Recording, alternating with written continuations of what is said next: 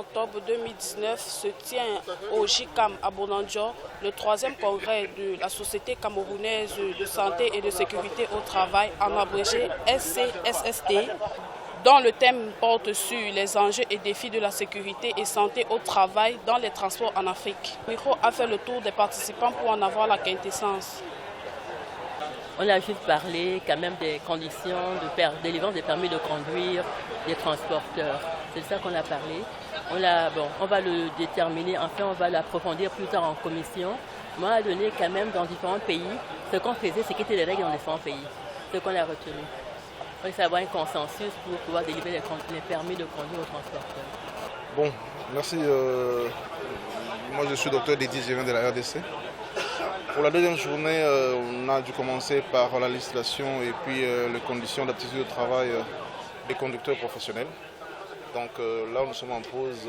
Ce qui est vrai qu'on est en train d'établir les normes qui vont être servies dans la sous-région, je ne sais pas, dans l'Afrique entière, pour pouvoir établir le protocole d'établissement des tests médicaux pour pouvoir donner une aptitude, un certificat d'aptitude de conduite pour les chauffeurs professionnels, les conducteurs professionnels.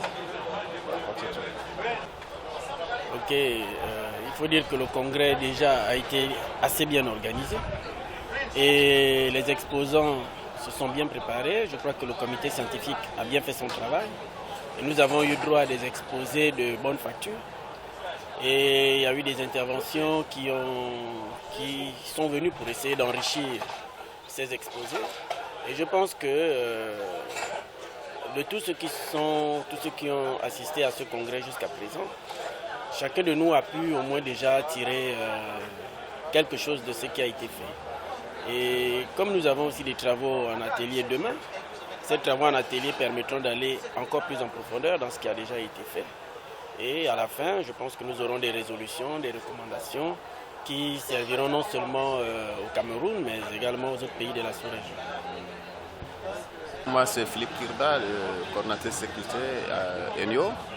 Pour cette deuxième journée, vraiment, ça a été très enrichissant, surtout avec une panoplie diversifiée des exposés de différents pays. Vous imaginez au moins 12-13 pays, y compris l'Afrique francophone et l'Europe. De temps en temps, vous voyez que les partages ont été très riches. Et je retiens tellement beaucoup de choses parce que je ne m'y attendais pas. Mais je pense que c'est vraiment, ça valait la peine qu'on y soit pour vraiment qu'on rentre afin, n'est-ce pas, de faire aussi intégrer ça dans nos entreprises, surtout la politique routière pour éviter les accidents sur les trajets, surtout que ENIO utilise plus de 1000 véhicules. De là, je pense que ça va être très enrichissant et ça va nous amener beaucoup de choses pour un peu changer la mentalité au niveau de nos conducteurs et au niveau, même je peux faire remonter la hiérarchie afin qu'ils donnent les moyens pour suivre qu'on applique cette politique. Je pense que c'est une très bonne chose. Je vous remercie beaucoup, sauf s'il y a autre chose. Okay.